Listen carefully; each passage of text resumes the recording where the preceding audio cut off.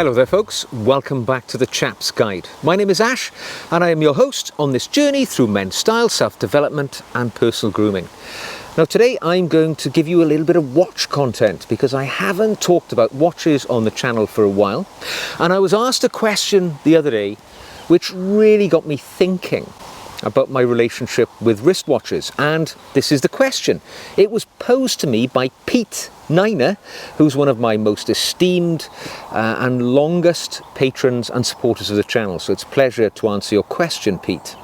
But the question is, and this is what Pete says in his words, I'm just sitting here on my rowing machine catching up with all my watch content, and in one video a viewer posed a brilliant question to the host. If you could choose one watch that defines you, summarizes you, encapsulates everything about you, what would it be and why? And Pete says he'd love to know my answer. And I have to tell you, I'd love to know my answer too, because I've really delved onto a journey into the bowels of my horological consciousness to answer this question. And I have to say, I might surprise you here because it's nothing fancy. All right, if you've watched my channel for any length of time and you see the watches that I typically wear, I've got a bit of a relationship going with Rolex, that most famous, most sort of marketable of all brands. And in fact, I'm wearing a Rolex GMT Master 2, a root beer, the stainless steel gold version today because it's autumn, and it tends to go nicely with the colors of the palette of clothing that I tend to wear this time of year. But you know what? I've been into Rolex about 5 or 6 years. And my relationship has somewhat soured with them in my thinking, because I now look at these nice watches and I think to myself, do I really love this watch? Or do I love the watch because everything I read, everything I see, all of the influences around me tell me that I should love this watch? And I think a lot of us have been absorbed into this group think around Rolex because they are the largest of the Swiss watch brands. They have this immense marketing entity which creates these visuals for us. They market in all of the sports that we all love. You know, they put their watches in the right place so that we all have this ongoing desire to own them. And I own 5 wristwatches from Rolex, from the most simple to, you know, I've got this particular watch, I've got another GMT, I've got a Submariner, I've got an Explorer, and you know, I've been on a journey with them for a number of years. But now I look at those watches and think to myself, really? Do you really love it? Or do you just love it because everybody says that you should love it? Because it's a hard to get watch. It's not really hard to get though, is it? Rolex have made it hard to get by limiting the supply of these watches. Hence they've created this almost religious fervor to own certain types of watches, where watches which are relatively simple, stainless steel watches, cost tens of thousands of pounds or dollars. And I have to say, that's not for me anymore. I've moved away from that. I'm done with Rolex. So if you've come here to find out what watch defines me, and you think I'm going to say Rolex, it's not going to be that case. If I was going to answer with one of the watches actually in my collection, and here's a clue, the watch which I think defines me, I don't own. But if I was going to say a luxury watch, it would have to be this one, my Rolex Datejust. Because when I bought this watch, I bought it with no interest in the luxury watch world. I wanted a nice watch. I'd come to a point in my life where I could afford one. I had financial stability, and I chose a watch because I liked the look of it. I loved it. I loved its history as much as I knew of its history at that time.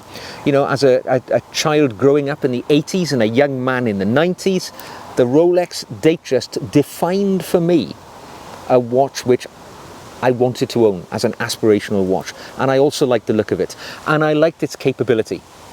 You know, 100-meter water resistance, oyster perpetual case, tough little bugger, this one. You can wear it in the place of any fancy sports watch, and it's just as good. And I bought this watch with a lot of authenticity on my behalf. I wanted it, I loved it, I built up this sort of image of it, and I thought this watch defined me. It was also the right size. It's a 36mm. And I'm an average guy, right? An ordinary sized man, 5'9" in height, of average physical proportion. I'm average. I wear medium clothes, all right? So I'm the average guy. This watch fits my wrist. It is a good proportional fit for me. However, there is this almost remarkable, I can't understand it, this creep towards ever larger watches, which average sized men want to put bigger and bigger watches on their wrist. And I bought into it for a while. I'm wearing a 40mm watch now, and if I'm being entirely honest, which I'm going to be right now, I think it's too big for a man of my size. It's wearable, yes it is, but if I'm, talking about comfort and proportions, it's chunky, it's large. I think I much prefer the more discreet lines of the Rolex Datejust for my size of wrist. And all of these people who write, when I feature one of my smaller watches, like I've got an Explorer 36mm, I've got this Datejust, people will write to me and say on the comments, why did you buy the lady watch? You should have got a 41. Well, I didn't buy the 41 because it's too big. I'm an average guy. Your wristwatch, like your car, isn't a sign of your masculinity. You should wear it if it's in proportion with your physique. And for me, the 36mm is proportionally perfect. I mean, the Rolex Datejust is a little chunkier than most 36s anyway. It wears somewhat larger, I would argue. But certainly, if I had to choose a luxury watch, or one which I own, it would be the Datejust for that reason. It's tough, it's rugged, it's the right size.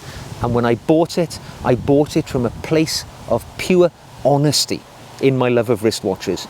Total authenticity. Everything that came after that, Submariner was the next watch I bought after that.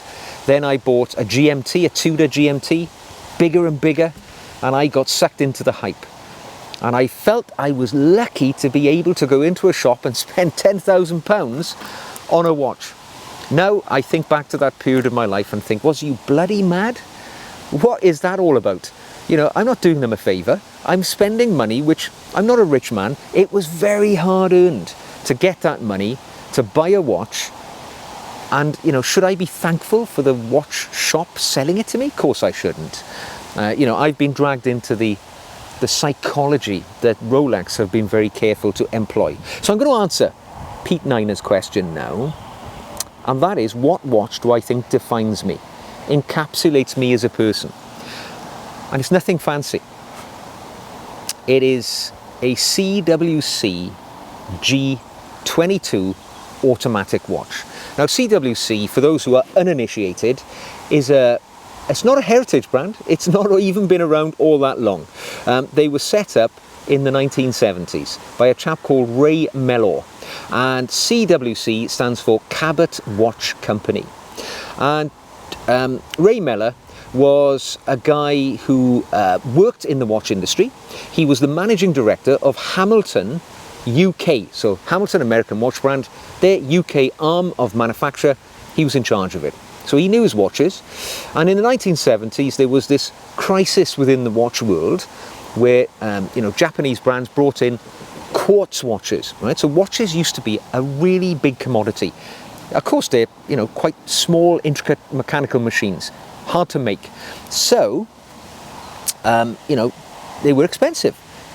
Poor people couldn't afford nice watches until the quartz movement came along and it really democratized wristwatches to anybody who wanted to buy one. I vividly remember having my first digital watch and thinking it was the bee's knees. What I didn't know at the time as a young man was that meant the death of the automatic watch industry. However, that's what happened. And Hamilton decided to pull out of the UK. They closed down their business here, and Ray Mellor then found himself redundant. So having knowledge of the watch world, he decided, I'm going to set up my own little company. And he was driving into Bristol, city not 20 miles from where I sit now, to bring his son to university. He looked up at that really old, auspicious city of Bristol, and he saw the Cabot Tower looming over the city of Bristol.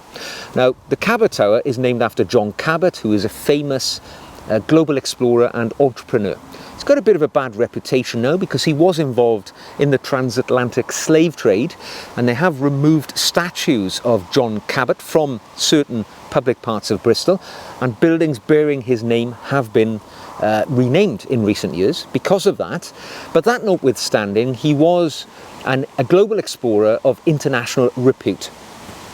And as Ray Mellor was driving into Bristol, he saw the Cabot Tower, and he was aware of the exploration journey of John Cabot, and he thought, I'm just about to launch this new company.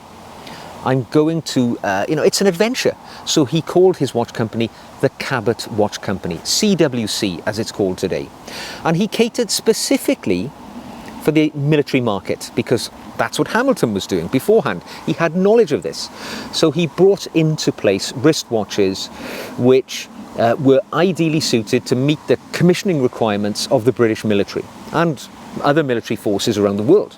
I mean, famously, one of the earlier CWC watches actually took the place of the Rolex Milsub, because that used to be issued to Royal Navy divers, and when that was retired, probably too expensive, CWC watches took their place. So they fully were entrenched within the military. And I remember my own military time, those of us who were able to obtain an issued wristwatch would get a CWC, probably a G10, which was the quartz movement CWC watch, which was, prolific throughout the military.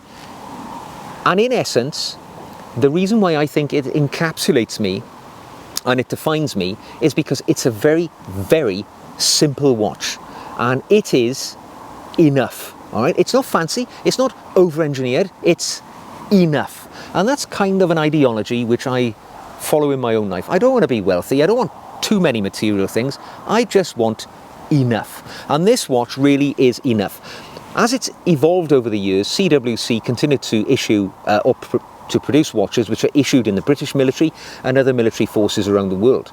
And they've evolved, they've got better. Now the watch I rather like, and I've got an image of it here so I can look at it whilst I speak to you to remind myself of why I find it so attractive, it is the CWC G22. Now the G10 was this sort of prolific military issued watch, but the G22, and it's not a cheap watch, by the way. You can buy these, they're not purely military issue.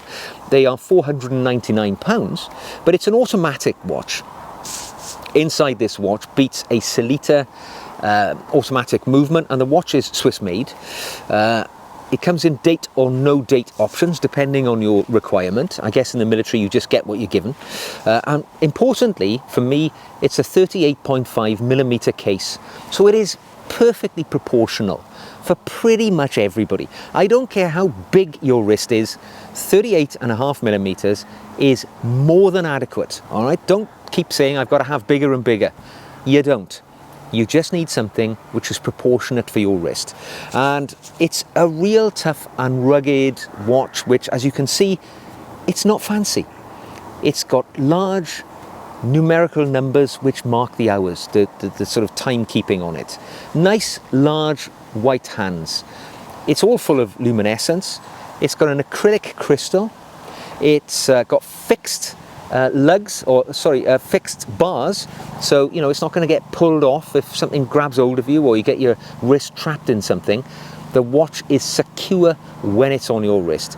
It's a simple, no-nonsense watch, and it's enough.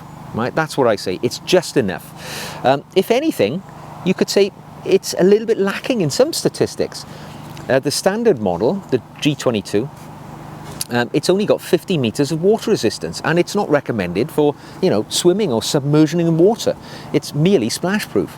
Now you might think, God, that doesn't sound suitable for most military situations, but it's enough. They do other versions which have much greater water resistance. In fact, another watch which I really love from the CWC collection, and it's one which is issued to the special forces here in the UK, particularly the Special Boat Service, which is the elite, right up there with the SAS, one of the best elite military tier 1 operators in the world. Is their sort of watch which they issue to them, and it's, you know, very, very aggressive. It's 45 millimeters for a good purpose, because you need to see it in low light conditions when you're, you know, working things out. It's issued to Royal Navy clearance divers as well, I think, so it's a hell of a watch. Functional perfection, but a bit big for ordinary life. For daily life, I just really like that simple little G22. You can have the G10s are still available, I believe, but I like the G22 because it's got the automatic movement. The G10 has got the quartz movement, but I just rather like the fact of having the automatic in this really simple bead blasted stainless steel case. Has to have a NATO strap on it because of those fixed spring bars, or fixed bars. There's no spring involved. Easy to see, lots of luminescence, tough, rugged, acrylic crystal. My God, you know, what more do you need? It's enough. And for me, that defines my philosophy to life. Having been in the military myself, I appreciate its functional simplicity. And yeah, that's what it would be. Now, yeah, you know, you could say, yeah, you don't wear one, do you? You don't own one. You're wearing a Rolex right now, and you took a Rolex off to put a Rolex on. That's true. But I have to tell you, when I look at my collection of Rolex watches, I regret buying quite a few of them. I regret buying them because I didn't love them at the time of purchase. I got drawn in by this fervour around these watches. I mean, true, I can sell them and I'm not going to lose money on them. That may well happen. I've moved on in my horological journey. And the question which Pete asked me, you know, choose a watch which summarises you and encapsulates you and defines you, it's not what you may have thought.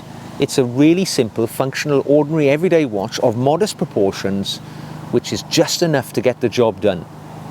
And that's kind of all I've ever wanted in my life. So you can see there, I've been on a journey to answer this question, and it may not resonate with many of you guys, because you may still be on that, you know, journey of messianic fervour to own the Rolex watch of your choice. My only observation would be this, all right? I own a couple of watches which are on that list of highly desirable pieces. The Rolex Pepsi, for instance. I've owned it for, 3 years or something now? And it's just a watch. It really isn't deserving of this maniacal fascination amongst people around what is essentially just a blue and red bezeled watch.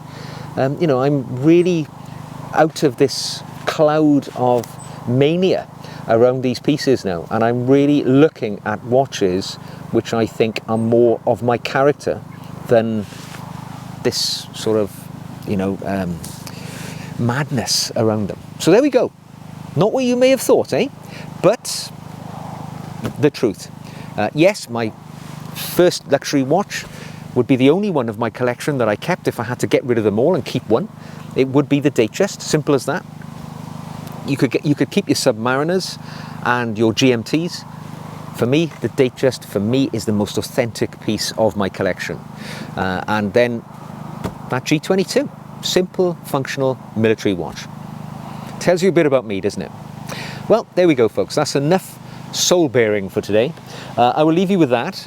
Let me know what you think. What is the watch that defines you? Let me know. Drop it into the comment section below, or send me an email. Send me a photo of it. I'd love to see them. My email address is on the screen. If you'd like to support the channel in other more practical ways, you could buy me a coffee, which is a one-off thing, or you could even become a patron for as little as, I think it's £3 a month, and you can have ongoing additional video content created by me every single week in a bit more of an intimate conversational style than we do here, because it's for a much smaller audience.